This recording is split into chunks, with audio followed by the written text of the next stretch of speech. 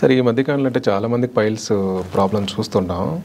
అయితే ఫస్ట్ ఎక్కడైనా స్టేజ్ మా నార్మల్గా ఉన్నప్పుడు చెప్తుంటారు సిడ్స్ బాత్ అన్నట్టుగా ఒకటి చెప్తుంటారు. అసలు ఇదేంటి సార్, అంటే దీనివల్ల పైల్స్ ఆపవచ్చా మనం?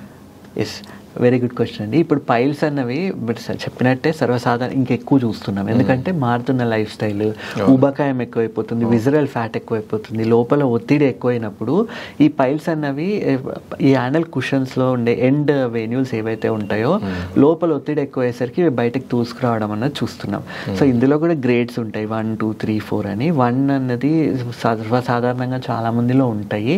2 అన్నది ఆ లోపల ఉంటాయి కానీ మనకు తెలియదు ఉన్నట్టు. 3 అన్నది అది బయటికి రావడము, బయటే ఉండడము. ఇప్పుడు గ్రేడ్ 2లో నొక్కితే లోపలికి వెళ్ళిపోతాయి, గ్రేడ్ 3లో లోపలికి వెళ్ళవు, గ్రేడ్ 4లో దాంట్లో ఆ బయటకు వచ్చిన వాటిలో థ్రాంబోసిస్ ఇన్ఫెక్షన్ అయినప్పుడు గ్రేడ్ 4 అంటాం. సో సాధారణంగా ఇవి ఉన్నాయన్నప్పుడు పొట్ట లోపల ఒత్తిడి ఎక్కువైపోతుంది అని అర్థం. మలబద్ధకం ఉన్నా లేకున్నా పొట్ట లోపల ఒత్తిడి ఎక్కువైనప్పుడు ఇవి బయటికి రావడం. ఇదే కాకుండా చాలామందికి లివర్ రిలేటెడ్ డిసార్డర్స్ ఉన్నాయి అన్నప్పుడు, ఎండ్ స్టేజ్ లివర్ డిసీజ్కి ప్రోగ్రెస్ అవుతున్నారు, ఎస్ఐటీస్ లాంటివి ఉన్నాయి అన్నప్పుడు వాళ్ళల్లో కూడా ఈ వెరీసియల్ ఇవి బయటకు రావడం, ఇక్కడ నుంచి బ్లీడింగ్ లాంటిది ఎక్కువ అవ్వడం చూస్తున్నాం. సో ఈ వీటిని సింపుల్గా నియంత్రించుకునే విధానం ఏంటి అంటే పొట్ట లోపల ఒత్తిడి ఎక్కువ లేకుండా చూసుకోవాలి.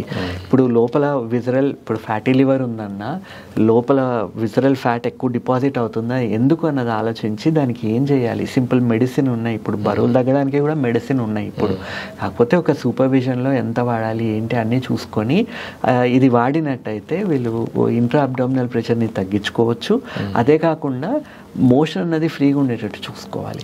మోషన్ వెళ్ళినప్పుడు ముక్కొద్దు, మోషన్ ఫ్రీగా వస్తే మనం ఎక్స్ట్రా ప్రెషర్ అనేది మనం క్రియేట్ చేయకుండా ఉంటాం. ఇదే కాకుండా ఇందాక చక్కని క్వశ్చన్ అండి, సీట్స్ బాత్ అనేది హెల్ప్ చేస్తుందా అని. సో సాధారణంగా ఈ పైల్ మాసెస్ ఉన్నాయన్న వాళ్ళలో అసోసియేటెడ్ ఫిషర్స్ లాంటివి ఉండడం చూస్తున్నాము, యాంగ్జైటీ అసోసియేటెడ్ ఉండడం చూస్తున్నాం, 90% మందిలో అసోసియేటెడ్ అసిడిటీ కూడా ఉండడం చూస్తున్నాం. సో వీటన్నిటికీ ట్రీట్మెంట్ తీసుకుంటూ ఈ సీట్స్ బాత్ అన్నది 80% ట్రీట్మెంట్ ఇదే.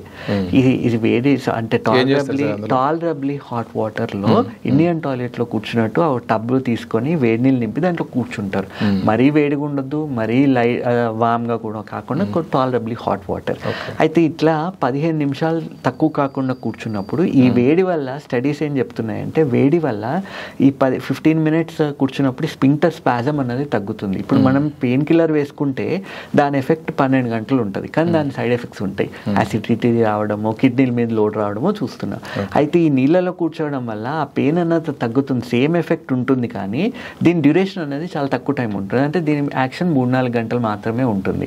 అందుకనే దీన్ని రిపీటెడ్గా చేయాలని చెప్తున్నాం. స్పింక్టర్ స్పాజం తగ్గడమే కాదు, వేడి వల్ల రక్త సరఫరా అన్నది ఈ ప్రాంతంలో పెరుగుతుంది, టిష్యూ రిపేర్ అనేది హయ్యర్ స్పీడ్లో జరుగుతుంది.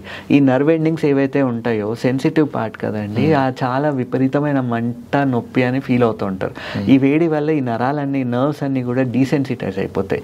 సో పెయిన్ తగ్గుతుంది, ఇన్ఫ్లమేషన్ అనేది తగ్గడం చూస్తున్నాం, వాపు తగ్గుతుంది. అండ్ ఈ ఎప్పుడైతే కండరాలన్నీ రిలాక్స్ అయిపోతాయో ఈ పైల్ మాసెస్ అన్నవి కూడా స్లోగా రిట్రాక్ట్ అయిపోవడం, వాటి సైజ్ కూడా తగ్గడం అన్నది అబ్జర్వ్ చేయడం జరుగుతుంది.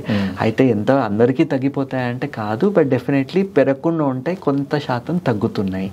అండ్ ఈ పైల్స్ అన్నవి మనం అర్థం చేసుకోవాల్సింది దే ఆర్ బాడీలో ప్రొటెక్టివ్ మెకానిజం, అది యానల్ కుషన్స్ అంటాము, అది ప్రొటెక్టివ్ మెకానిజం. సో అది మనం లైఫ్ స్టైల్ అనేది సరిగ్గా ఉన్నప్పుడు అవి వాటి పొజిషన్లోకి అవి వెళ్ళిపోవడం చూస్తున్నాం. ఓకే, థ్యాంక్ యూ డాక్టర్ గారు.